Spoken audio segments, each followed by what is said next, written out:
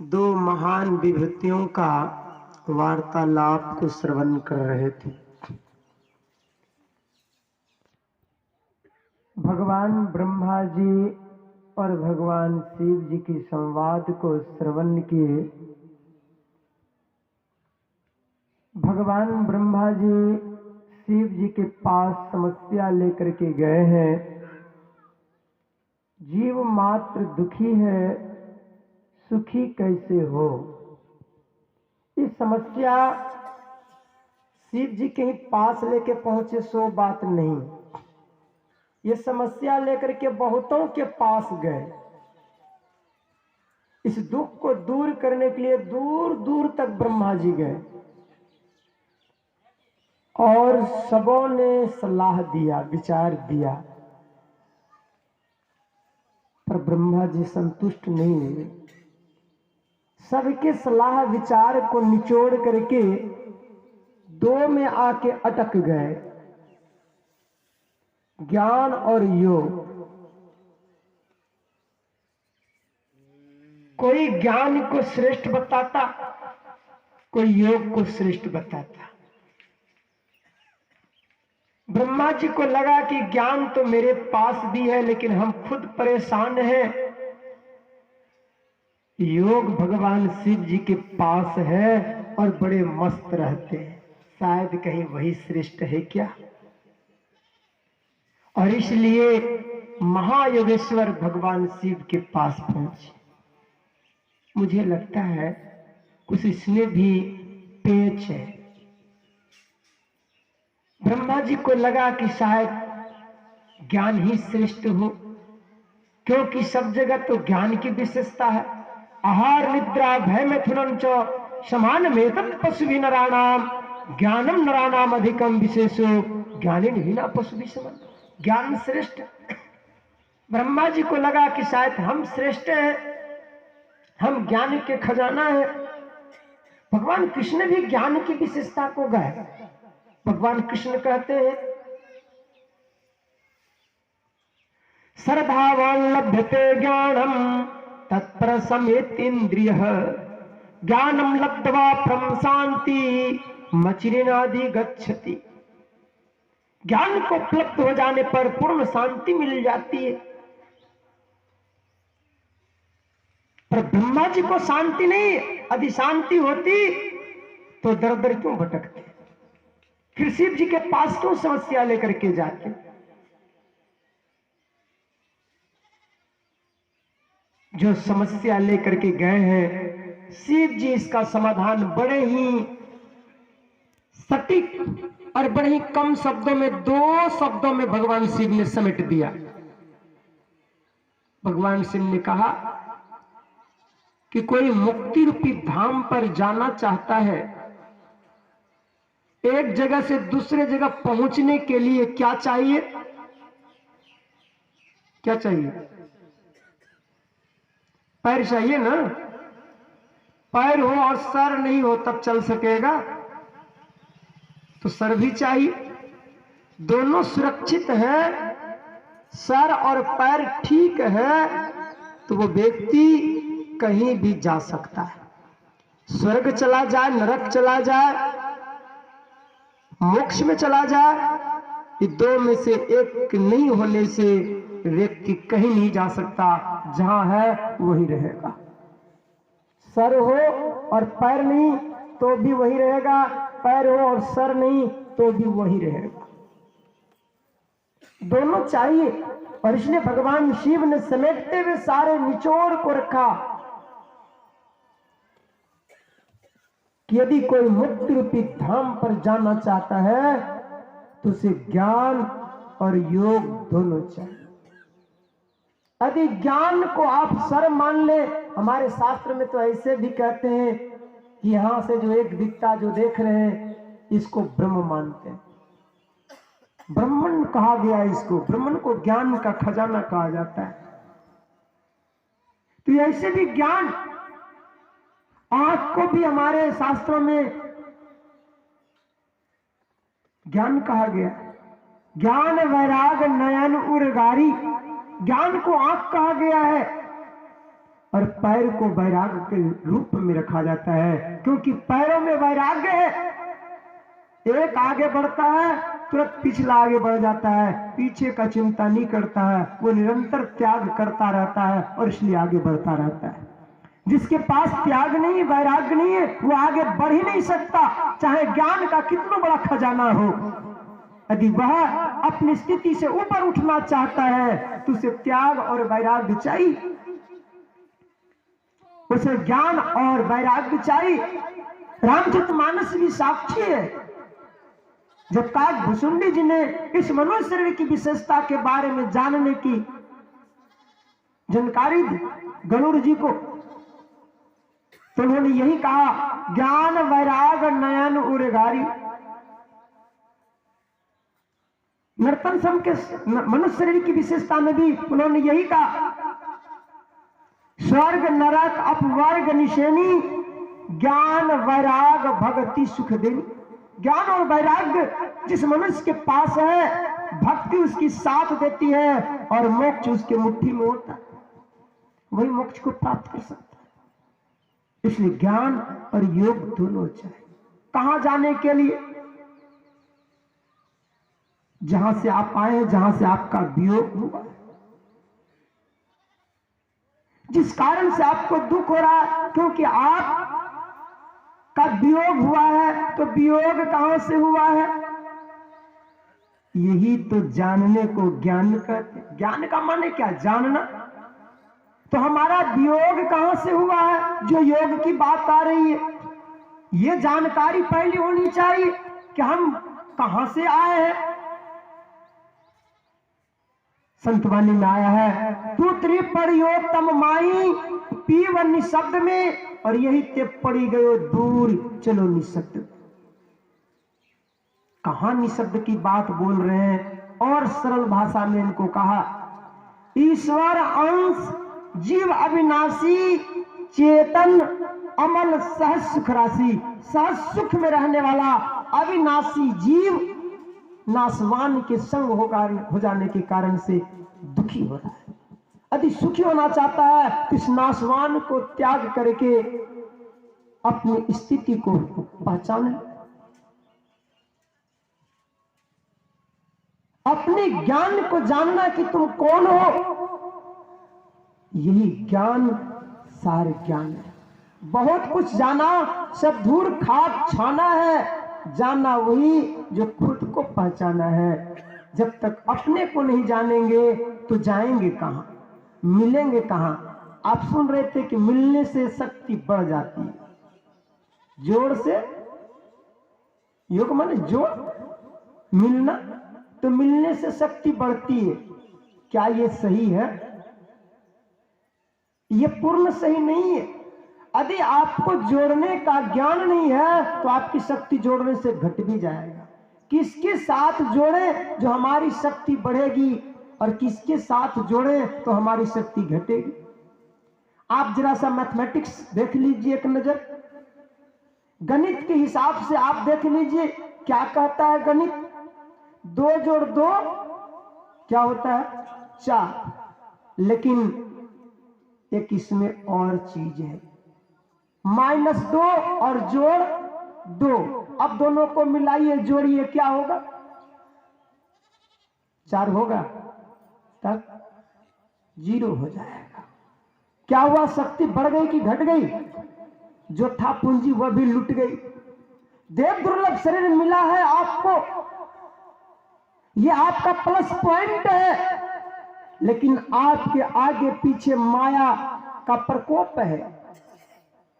यदि आपने इस माया के साथ जोड़ दिया तो यह देव दुर्लभ शरीर भी आपका नष्ट हो जाएगा, विलीन हो जाएगा, आपका ताकत छीन हो जाएगा और आप माइनस में चले जाएंगे, अधोगति में चले जाएंगे, घाटे में चले जाएंगे। इसलिए जोड़ना किससे है? तो ये समझ में आया कि समलिंगी के साथ जोड़ते हैं तो हमारी शक्ति बढ़ जाती है और विषमलिंगी के साथ जोड़ते हैं तो हमारी शक्ति घट जाती है। यही ज्ञान अन्य किसी जीव को नहीं है, ये मात्र मनुष्य को है। और इसी ज्ञान के लिए हमारे सारे संतों ने, सारे शास्त्रों में सार सार में कहा कि तुम अपने आप को पहचानो, तुम तत्वमसी, तुम वही हो जो तुम्हारा खुदा है, जो तुम्हारा प्रभु है, जो तुम्हारा परमात्मा हो, तुम वही हो, ईश्वर अंश, तुम ईश्वर के अंश हो। और ईश्वर अंश होने के नाते जब तुम अपने आप को ईश्वर से जोड़ोगे, उस परमात्मा से जोड़ोगे, तो तुम्हारी शक्ति दुगुनी नहीं कई गुनी बढ़ेगी, इसकी कोई गारंटी नहीं। क्योंकि जिसके साथ आप जोड़ रहे हैं उसकी शक्ति के साथ आप हो जाएंगे। तो परमात्मा की शक्ति कितनी है, कोई अंदाजा लगा सकते हैं? हमारे गुरु महाराज ने थोड़ा सा संकेत किया, ये प्रकृति द्वय उत्पत्ति लय होवे प्रभु की मौज से, ये संसार जो आप देख रहे हैं ये प्रलय और इसकी उत्पत्ति प्रभु की इच्छा मात्र से क्षण मिनटों में बिना कुछ के बन जाता है और बिना बम ब्लास्ट के ही रसातल चला जाता है। क्षण मिनटों में इसको समाप्त करने की शक्ति उस परमात्मा में है और क्षण मिनटों में ही प्रलय उत्पन्न करने की शक्ति उस परमात्मा में है। और उसका अंश आप हैं और वो आपसे दूर नहीं, आपके पास है। जरूरत है उलटने का, जरूरत है झांकने का, जरूरत है देखने का। और यही ज्ञान, यही अभ्यास को योग कहते हैं, साधन कहते हैं, भक्ति कहते हैं। जब तक आपके पास ये नहीं होगा, इसलिए योग सीखो। भक्ति करने के लिए, योग करने के लिए पहले सीखना पड़ेगा, युक्ति लेनी पड़ेगी। महर्षि साईं स्वामी जी महाराज ने कहा, युक्ति से भक्ति यदि न किया तो भव से त्राण कहाँ होगा। सत्संग बिना सोचो मानव, जग में वह ज्ञान कहाँ होगा। कौन ज्ञान? बाल बच्चा पैदा करने का ज्ञान, खाने पीने का ज्ञान, घर मकान बनाने का ज्ञान। कहा इससे सुख मिलेगा, शांति नहीं मिलेगी, इससे सुविधा मिलेगा, आनंद नहीं मिलेगा। यदि तुम परमानंद को चाहते हो, महासुख चाहते हो, जो दुख के मुंह नहीं देखना पड़ेगा, तो साईं स्वामी ने कहा कि यही सत्संग से आपको मिलेगा।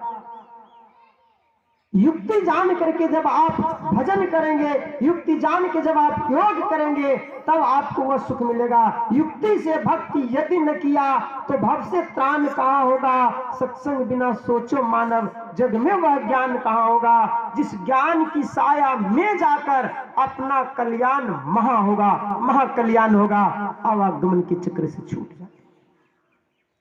इसलिए ज्ञान और योग दोनों चाहिए।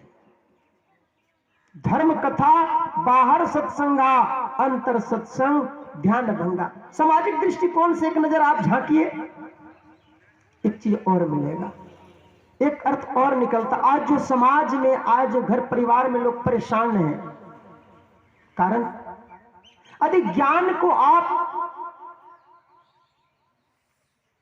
जोश ले लीजिए, बल ले लीजिए, ताकत ले लीजिए, पैर को आप ताकत मान लीजिए, योग को आप ताकत मान लीजिए, क्योंकि जब तक आपके शरीर में ताकत है तभी तक आप कुछ करते हैं। तो योग को यदि आप ताकत मान लेते हैं, जोश मान लेते हैं, और ज्ञान को यदि आप होश मान लीजिए,